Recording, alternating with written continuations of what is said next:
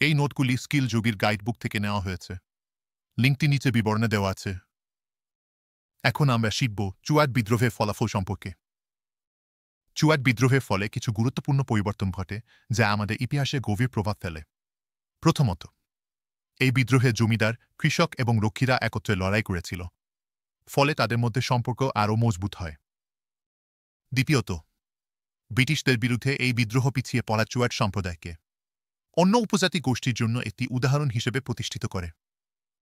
তৃতীয়ত, এই বিদ্রোহ ব্রিটিশ শাসনব্যবস্থার ত্রুটিগুলোকে উন্মোচন করে, ফলে ব্রিটিশ সরকার শাসনব্যবস্থায় কিছু পরিবর্তন আনতে বাধ্য হয়।